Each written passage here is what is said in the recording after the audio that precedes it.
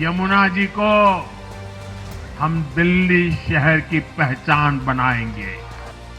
8 फरवरी को जिस भागीरथ संकल्प को पीएम मोदी ने विजय संबोधन में दोहराया, महज 10 दिन के भीतर उस मिशन को साकार करने की शुरुआत हो गई। मैली और काली यमुना में trash skimmer, water weed harvester और dredge utility craft mission clean Yamuna पर नजर आए। हालांकि अभी सरकार का गठन नहीं हुआ, लेकिन एलजी के द्वारा आप देख सकते हैं कि यमुना की जो सफाई है वो शुरू कर दी गई है। घाटों पर जो गंदगी है, जो कूड़ा कचरा है, उसे उठाया जा रहा है और साथ ही 7 मशीनें लगाई गई हैं यमुना में जो ठोस कचरा है उसे निकालने के लिए। 13 फरवरी को उपराज्यपाल वीके सक्सेना ने मुख्य सचिव और अपर मुख्य सचिव के साथ बैठक की थी। उसी में अफसरों को यमुना की सफाई में तुरंत जुट जाने के निर्देश दिए थे। शुरुआत कचरा और गंदगी हटाने से हुई।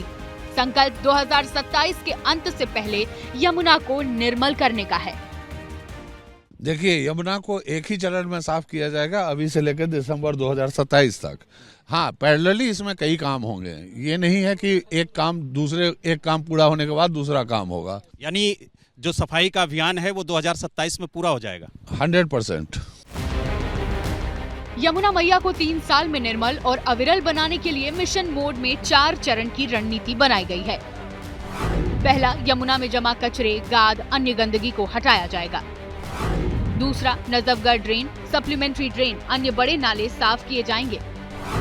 तीसरा, मौजूदा सीवेज ट्रीटमेंट प्लांट की क्षमता और कामकाज की रोज निगरानी होगी। और चौथा, 400 MGD सीवेज ट्रीटमेंट की कमी को पूरी करने के लिए नए STP, DSTP बनाए जाएंगे। दिल्ली प्रदूषण नियंत्रण समिति को कारखानों से नालों में छोड़े जा रहे गंदे पानी पर सख्त निगरानी रखने का निर्देश दिया है। इसके अलावा दिल्ली जल बोर्ड, सिंचाई एवं बाढ़ नियंत्रण विभाग, नगर निगम, पर्यावरण विभाग, लोक निर्माण विभाग और DDA समेत तमाम एजेंसियों को तालमेल से काम करने को कहा गया है। मिशन क्लीन यमुना में इन सभी कामों की हर हफ्ते हाई लेवल मॉनिटरिंग होगी। बीजेपी का दावा है कि बहुत जल्द दिल्ली में यमुना का वो रूप दिखेगा जैसा किसी ने सोचा भी ना था। भारतीय जनता पार्टी के जहां पर भी हम लोग हैं वहां अपने काम को करके दिखाते हैं। प्रधानमंत्री जी ने जो कहा है, बहुत जल्दी यमुना साफ होती दिल्ली की जनता को नजर आएगी और जनता जनार्दन को प्रधानमंत्री जी की बात पे इसीलिए भरोसा है कि वो जो कहते हैं वो करते हैं। दिल्ली में अब डबल इंजन सरकार है। 3 पड़ोसी राज्य जहां से यमुना गुजरती है वहां भी बीजेपी की सरकारें हैं। माना जा सकता है कि यमुना पर झगड़े की गुंजाइश नहीं होगी। कि यमुना जी को हम दिल्ली शहर की पहचान बनाएंगे।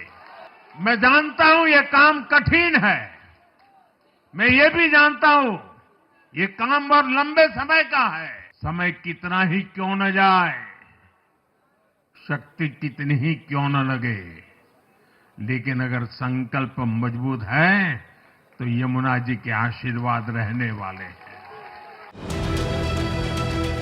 यमुना के कायाकल्प में बीजेपी ने वैसे भी साबरमती को मॉडल बनाया है।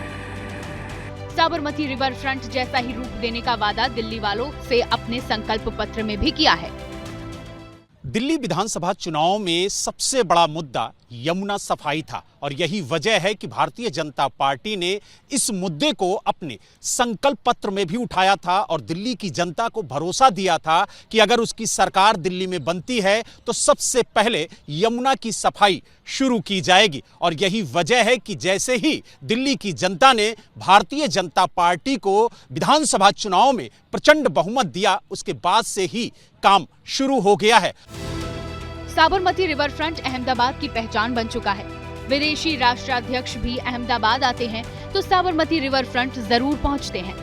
बतौर सीएम नरेंद्र मोदी ने साबरमती का उद्धार किया, वही पीएम रहते यमुना का करना चाहते हैं। दिल्ली में मिशन क्लीन यमुना की कमान LG के सक्सेना को दी गई है।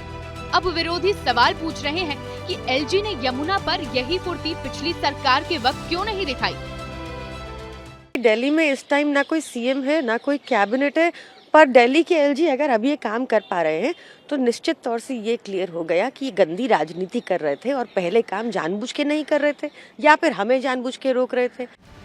लेकिन आपके इन आरोपों पर पलटवार के लिए बीजेपी भी 2 साल पुराने पन्ने खोल रही है। जब 2023 में एनजीटी के आदेश पर यमुना की सफाई के लिए एलजी के नेतृत्व में उच्च स्तरीय समिति बनी थी और जब केजरीवाल सरकार ने सुप्रीम कोर्ट में अर्जी देकर इस अभियान पर रोक लगवा दी थी। एनजीटी का जो ऑर्डर था जिसमें उन्होंने मुझे इस हाई लेवल कमेटी का चेयरमैन बनाया था, केजरीवाल साहब ने शायद समझा कि अगर यमुना की सफाई होगी जो मैं नहीं कर पाया 8-9 सालों में, तो उसका क्रेडिट जो है एलजी साहब को मिल जाएगा, तो मेरे लिए तो बड़ा खराब हो जाएगा। तो इसलिए उन्होंने जो है एसएलपी फाइल करी और इमीडिएटली उनको स्टे मिल गया। अब 8 फरवरी को दिल्ली में आपकी सत्ता पर स्टे लग गया है। 27 साल बाद बीजेपी दिल्ली की सत्ता में आई है, केंद्र में भी उसी की सरकार है, यानी आरोप प्रत्यारोप की गुंजाइश अब कम है। चुनाव में यमुना की सफाई मुद्दा भी बन चुकी है, लिहाजा अब किसी के लिए भी इससे मुंह फेरना मुश्किल होगा। दुनिया बदल रही है और ये भारत के लिए ला रही है इन्फिनिट अवसर, जिसे हम कहते हैं मिनट इन्फिनिट। देखिए और आइए आइडियाज ऑफ इंडिया के मंच पर समझेंगे इसी मिनट इन्फिनिट को 21 और 22 फरवरी abplive.com पर।